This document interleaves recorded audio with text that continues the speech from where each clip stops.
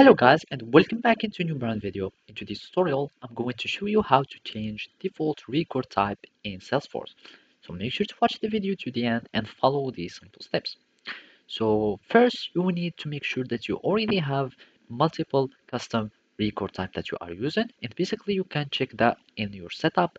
And after that, you can go to your record types and search for record types by simply going to record types and make sure that you have many active custom record types, or you can also find them in your objects manager and find out all the record types that you have created in each object, for example.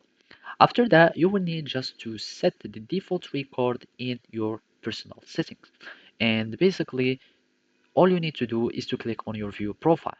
Here in the settings, you will find this uh, display and layout, and from here you will have an additional choice, and it will say set the default record type.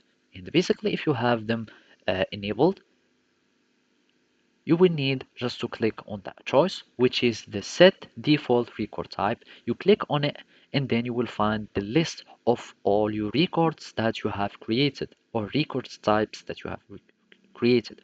Then all you need to do is to choose the record that you have created, or to choose the record that you want to set as default. For example, you click on it and then you click on save, and it will be able to have, or it will be set to the default record for your application.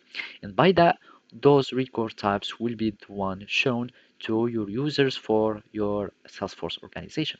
So simply, this is how you can do it. Thank you for watching and see you next time.